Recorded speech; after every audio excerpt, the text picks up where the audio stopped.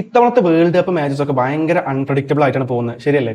Recent ആയിട്ടുള്ള സ്പെയിനിന്റെ match, അതുപോലെ തന്നെ നെതർലാൻഡ്സ് ജപ്പാന്റെ മാച്ച്, മൊറോക്കോ ബ്രസീൽ മാച്ചുകളൊക്കെ നമ്മൾ ഒരിക്കലും പ്രതീക്ഷിക്കാത്ത തരത്തിലാണ് കുഞ്ഞൻ ടീമുകളൊക്കെ വന്നിട്ട് നല്ല രീതിയിലുള്ള പെർഫോമൻസ് കാഴ്ചവെക്കുന്നത്. അപ്പോൾ നിങ്ങൾ വേൾഡ് കപ്പ് റിലേറ്റഡ് ആയിട്ട് കോൺടെസ്റ്റുകളൊക്കെ നടത്തുന്ന അല്ലെങ്കിൽ പ്രഡിക്ഷൻ കോൺടെസ്റ്റുകൾ നടത്തുന്ന ഒരാളാണെന്നുണ്ടെങ്കിൽ നിങ്ങൾക്ക് ഒരു അടിപൊളി ടൂൾ വന്നിട്ടുണ്ട്. ഓൾറെഡി നമ്മുടെ കമന്റ് ഓട്ടോമേഷൻ, DM ഓട്ടോമേഷൻ ഒക്കെ ചെയ്യുന്ന ഹൈപ്പല്ലോ എന്ന് പറഞ്ഞ ടൂളിൽ ഒരു അടിപൊളി ഫീച്ചർ വന്നിട്ടുണ്ട്. നിങ്ങളുടെ മാച്ച് പ്രഡിക്ഷൻ കോൺടെസ്റ്റുകൾ ഓട്ടോമേറ്റ് ചെയ്യാനും വിന്നേഴ്സിനെയൊക്കെ ഓട്ടോമാറ്റിക്കലി അനൗൺസ് ചെയ്യാനുള്ള ഒരു അടിപൊളി ഫീച്ചർ ഈ ഒരു ടൂളിൽ വന്നിട്ട്. അപ്പോൾ അത് എങ്ങനെ ചെയ്യാമെന്ന് ഞാൻ ജസ്റ്റ് കാണിച്ചു തരാം. നിങ്ങൾക്ക് യൂസ്ഫുൾ ആവുന്നുണ്ടെങ്കിൽ ഒന്ന് ട്രൈ ചെയ്ത് നോക്കി നോക്കാം.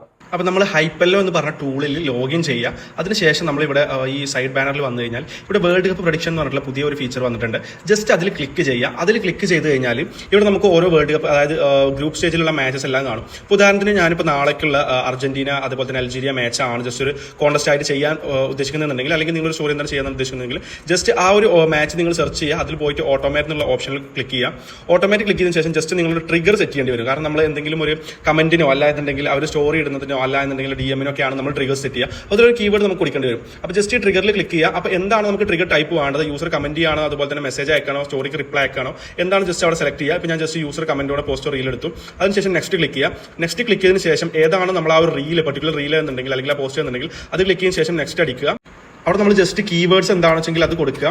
ജസ്റ്റ് എന്താണ് നിങ്ങൾ കീവേഡ് എന്നുണ്ടെങ്കിൽ അല്ലെങ്കിൽ ട്രിഗർ കീവേഡ് എന്താണെന്നുണ്ടെങ്കിൽ അത് ജസ്റ്റ് ക്ലിക്ക് ചെയ്യുക. അതുപോലെ തന്നെ അല്ലെങ്കിൽ എനി കീവേഡ് ആണെന്നുണ്ടെങ്കിൽ അത് ക്ലിക്ക് ചെയ്യുക. അതുപോലെ തന്നെ പബ്ലിക് കമന്റ്സിന് റിപ്ലൈ കൊടുക്കണം എന്നുള്ളത് എന്താണ് നിങ്ങൾ ചോയ്സ് എന്നുണ്ടെങ്കിൽ അത് സെലക്ട് ചെയ്ത് കൊടുക്കുക.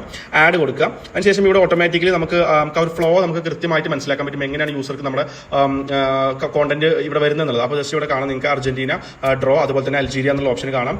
അപ്പോൾ അവർക്ക് നിങ്ങളെ ഫോളോ ചെയ്തിട്ടുള്ള ഈ ഒരു കോൺടെസ്റ്റിൽ പങ്കെടുക്കാൻ പറ്റുന്ന ഒരു ഓപ്ഷൻ നിങ്ങൾക്ക് സെറ്റ് ചെയ്യണമെന്നുണ്ടെങ്കിൽ അതും ഇവിടെ എനേബിൾ ചെയ്ത് കൊടുക്കാം. അതുപോലെ തന്നെ അവിടെ നിങ്ങൾ പ്രൈസ് എന്തെങ്കിലും കൊടുക്കുന്നുണ്ടെങ്കിൽ അതിന്റെ ഒരു ഡിസ്ക്രിപ്ഷനും ഇവിടെ ഓട്ടോമാറ്റിക്കലി നമുക്ക് ആഡ് ചെയ്ത് കൊടുക്കാൻ പറ്റും. അപ്പോൾ നമ്പർ ഓഫ് വിന്നേഴ്സ് എത്ര, നിങ്ങൾ ഒരാളോ 2 പേരാണൊക്കെ ആണെന്നുണ്ടെങ്കിൽ അത് ഇവിടെ സെലക്ട് ചെയ്ത് കൊടുക്കുക. അതിനുശേഷം ഗോ ലൈവ് കൊടുക്കുക. കഴിഞ്ഞതിന് ശേഷം നമുക്കിത് ഓട്ടോമാറ്റിക്കലി നമുക്ക് തന്നെ ഈ ഒരു വിന്നേഴ്സിന് നമുക്ക് ഓട്ടോമാറ്റിക്കലി പിക്ക് ചെയ്തെടുക്കാൻ പറ്റുന്നതായിരിക്കും.